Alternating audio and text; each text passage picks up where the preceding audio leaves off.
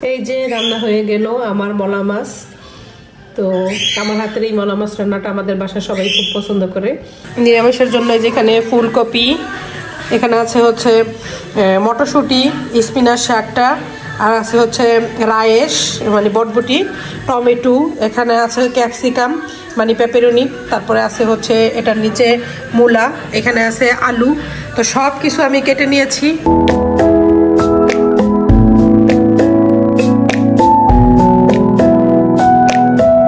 Hello guys, আসসালামু আলাইকুম। আমি পুতুলস ফ্যামিলি ব্লগ থেকে পুতুল বলছি। আপনারা সবাই কেমন আছেন? আশা করি সবাই খুব ভালো আছেন। তো আজকে চলে আসলাম আমি আমার ছোট্ট বাগানটি আপনাদেরকে দেখাতে, যে আমার বাগানে কি কি সবজি গাছ হয়েছে।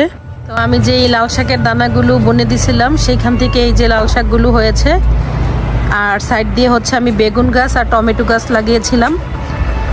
তো আমার লাল শাক মাশাআল্লাহ তো খুব ভালোই হয়েছে।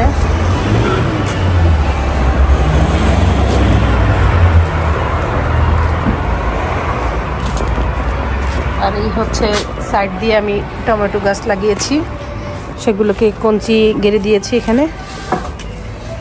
তারপর হচ্ছে এই দিকে আমি যে লাউয়ের দানাগুলো লাগিয়েছিলাম সেই দানা থেকে গাছ হয়েছে এই যে।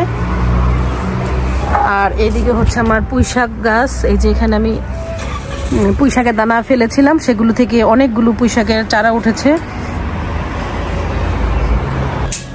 আর এই হচ্ছে টমেটো গাছগুলো। তো টমেটো গাছগুলো তো ফুল এসেছে।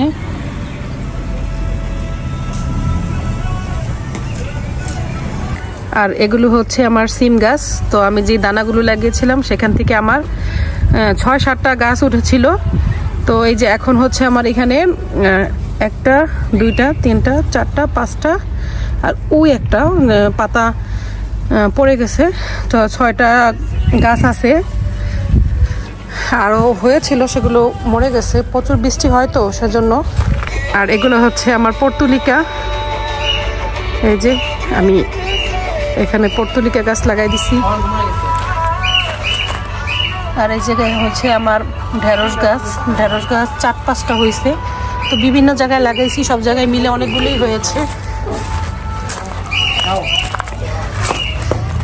আর এগুলো হচ্ছে আমার শশা গাছ। আমি অনেকগুলো শশা দানা এখানে লাগাইছিলাম, সেখান থেকে এই যে 13-14টার মতন হয়েছিল। এই যে এখানে কিন্তু 2টা, ওই যে এখানে, তারপরে যে এই পাশে। তো যে দানাগুলো ফলাইছিলাম মোটামুটি সব কিছুই মানে হয়েছে। এগুলো হচ্ছে শশা গাছ। আর এই পাশে হয়েছে মিষ্টি কুমড়া। এই যে মিষ্টি কুমড়া যে দানা লাগিয়েছিলাম সেখান থেকে আমার কয়েকটা মিষ্টি কুমড়া চারাও হয়েছে। এই যে তো এখন সব তো ছোট ছোট, প্রচুর বৃষ্টি হয় এর জন্য এগুলো বড় হতে পারে না। তো দেখা গেছে যে যদি এরকম ঠিক মতো রৌদ্র থাকে তাহলে খুব দ্রুত হয়তো বড় হয়ে যাবে। আর এই পাশে হচ্ছে বেগুন, তারপরে কাঁচামরিচ গাছ। তো এই যে আমি কিনারে কিছু রক্তগাঁদা ফুল গাছও লাগিয়েছিলাম। এই যে এগুলো হচ্ছে রক্তগাঁদা। তো সবজির পাশাপাশি আমি কিছু ফুল গাছও লাগাইছি, যে দেখালাম যে এই দিকেও তো পর্তুলিকা গাছ লাগাইছি। তো অনেক ভালো ফুল ফুটছে আর কি, দেখাই আপনাদেরকে। এই যে দেখুন কত সুন্দর ফুল ফুটছে। এটা হচ্ছে পার্পল কালার, আর এটা হচ্ছে অরেঞ্জ কালার, তারপরে তো ইয়েলো কালার, রেড কালার, তারপর হোয়াইট, এগুলো আছে, এগুলো এখনো ফোটে নাই। বন্ধুরা, এই মুহূর্তে চলে আসলাম আজকে রান্না বান্না নিয়ে। তো আমি এতক্ষণ তো তোমাদেরকে আমি আমার ছোট্ট বাগানটি দেখালাম, আর এখন চলে আসছি দুপুরে রান্না নিয়ে। আজকে রান্না করব হচ্ছে মলা মাছ। এই যেখানে মলা মাছ আমি ধুয়ে ক্লিন করে নিয়েছি, সেটা রান্না করার জন্য এখানে পেঁয়াজ কুচি করে নিয়েছি, কাঁচামরিচ কেটে নিয়েছি কিছু টমেটো, তারপর এখানে হচ্ছে মাছের সঙ্গে আলু দিব তাই আলু কেটে নিয়েছি। এখানে হচ্ছে বড় সাইজের একটা আলু। তো আজকে আমি হচ্ছে এই যে মলা মাছ রান্না করব। যদিও মলা মাছ আমার বাচ্চারা খেতে পছন্দ করে না, ওরা কোনো ছোট মাছ পছন্দ করে না। তো এই যে রান্না করার জন্য এদিকে আমি একটা প্যানে তেল দিয়েছি, এটা গরম হলে পেঁয়াজগুলোকে প্রথমে দিয়ে দিব। আর ওইদিকে আমার পাখিগুলো ডাকাডাকি করতেছে। আমি সব সময় কিচেনে রান্না করার সময় যখন ভিডিও করতে নেই, পাখিগুলো মনে হয় যে তখন ডাকাডাকি আরও বেড়ে যায়। যেখানে পেঁয়াজগুলোকে প্রথমে ফ্রাই করে নিয়েছি, নেওয়ার পরে সামান্য একটু মশলা দিয়ে দিয়েছি। আর এখন দিয়ে দিব হচ্ছে এখানে হচ্ছে হলুদ, লবণ, ধনিয়া, জিরা সব কিছু মানে একসাথে মিক্স করে আমি এখানে পানি দিয়ে এটাকে গুলিয়ে নিয়েছি। এখন দিয়ে দিলাম। এভাবে রান্না করলে মাছটা খেতে ভালো লাগে, কারণ সমস্ত মশলাগুলো আমি আগেই একসাথে করে তারপরে এটাকে আমি পেস্ট করে নিয়েছি। এটাকে এখন 2 মিনিটের মতো কষিয়ে নিব আর কি। টমেটোগুলোকে এখন দিয়ে দিলাম। এটাকে এখন একটু নরম হয়ে আসবে, তারপর আলুগুলো দিয়ে দিব। যেহেতু আলুগুলো গলে যায় খুবই দ্রুত, তাই আলুগুলো আগে দিলাম না। এখন টমেটোটাকে একটু নেড়ে চেড়ে তারপরে মধ্যে আমি আলু দিয়ে হালকা ঝোল দিব। এই তো দেখো টমেটোগুলো কিন্তু এখন নরম হয়ে আসছে। তো এখন দিয়ে দেবো হচ্ছে এর ভিতরে আলু কুচিগুলি।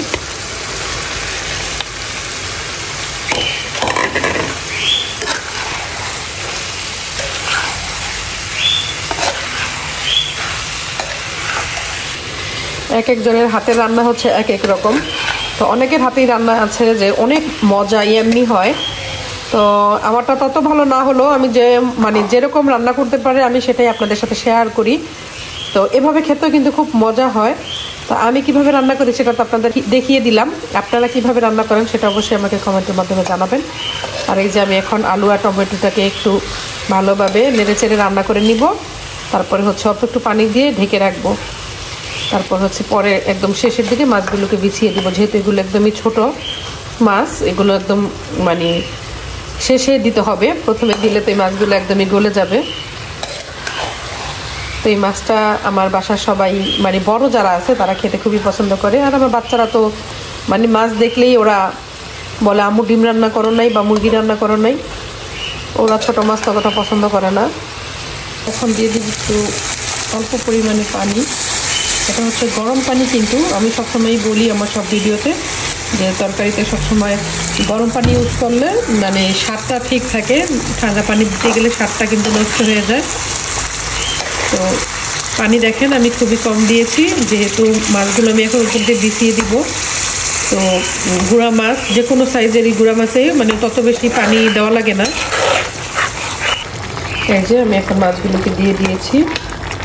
এটা কিছুক্ষণ ঢেকে রাখলেই তারপরে নামানোর আগে ধনিয়া পাতা দিয়ে তারপরে নামিয়ে ফেলবো। আর এরপরে রান্না করব হচ্ছে আজকে নিরামিষ। অনেকদিন যাবত নিরামিষ খাওয়া হচ্ছে না। তো আজকে ভাবলাম যে এই রান্নাটা শেষ করে তারপর আমি নিরামিষ রান্না করব। যেহেতু অনেক রকমের সবজি দিয়ে নিরামিষটা রান্না করব, তাই আগে এটা রান্নাটা শেষ করে নিলাম। কারণ একসাথে 2টা আইটেম রান্না করতে গেলে একটু সমস্যা হয়ে যায়। অন্য সব রান্নার ক্ষেত্রে এটা হয় না, কিন্তু যেহেতু আমি নিরামিষ অনেক রকমের সবজি দিয়ে ডাল দিয়ে রান্না করব, তাই এটা রান্না করে আগে রেখে নিলাম। এটা রান্না তো একদম শেষের দিকে ধনিয়া পাতা দিয়ে তারপরে নামিয়ে নিব। এই যে রান্না হয়ে গেল আমার মলা মাছ।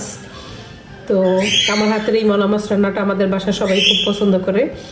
তো তখন মনে হয় যে না, মোটামুটি রান্না মনে হয় ভালোই করি।